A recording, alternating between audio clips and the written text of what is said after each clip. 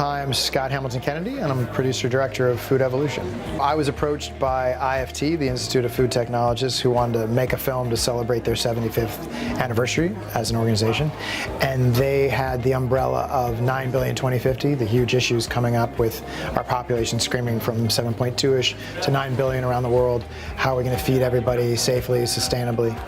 And that was too big for an individual film. But we went away and we researched, and the GMO controversy was kind of waving its hand, saying this is about food and science, and it has issues that reach first world and third world.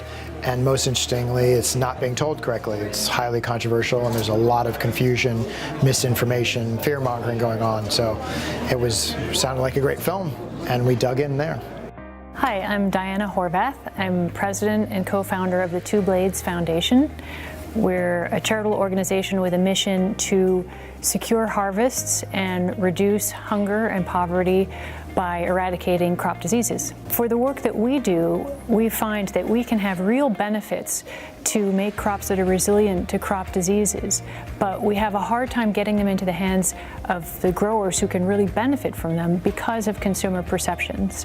And it's great to have this film as a means to get the public to think about their perceptions and think that perhaps the media might manipulate their emotions and their ideas about science, and that perhaps presented with the facts they might come to another conclusion. And that's what we hope, because we know that all the evidence shows that these crops are completely safe and they have real benefits that we'd like to see get into use.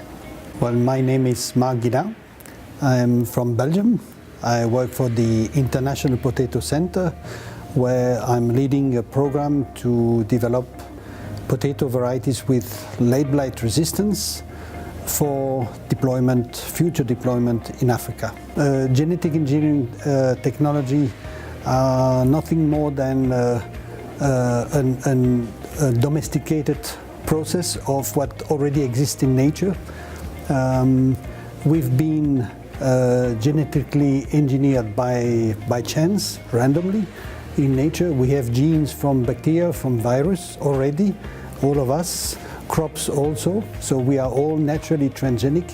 So there's nothing to fear about genetic engineering. It's just like many other things that we have domesticated from nature to benefit ourselves and to benefit the environment. My name is Pratt, and my husband and I farm in north central Illinois. I really like Food Evolution as a film. I enjoy the way the director has put the conversation together about genetically modified organisms and biotechnology and the science behind it, and brought together the two sides of the conversation. As a farmer, I enjoy participating in these panels because I feel like the voice of a farmer should be part of conversation about science that affects what we do on our farm. My personal message is that farmers have a choice more than anything, and that biotechnology is not a silver bullet for us. It's not going to solve all of the issues that we face in trying to raise a crop and getting a good yield on our farm and while caring for the environment. It's just a tool that we have. And I think sometimes in the conversation about genetically modified organism that gets lost. It seems to be the end-all be-all, and it really isn't. It's just one choice that we have, and all farmers have that choice. I knew very little about GMOs before taking on the film. The biggest thing that I felt was that the sort of smoke didn't equate the fire. There was some confusion around it. There was fears that were stoked in films like Food Inc. and things like that that never quite felt like it was fully communicated. Like, is this a real fear or is this a false fear? And very quickly into our research, I mean, it probably only took a couple weeks, did we see what GMOs really are, all the different ways they're being used, the huge scientific consensus on their safety, stories like the rainbow papaya in Hawaii, potential stories like the banana wilt in Africa.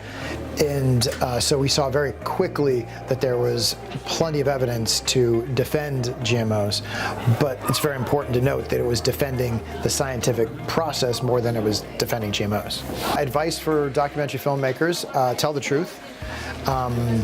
research, do good work, try to be storytellers, embrace being storytellers over being activists.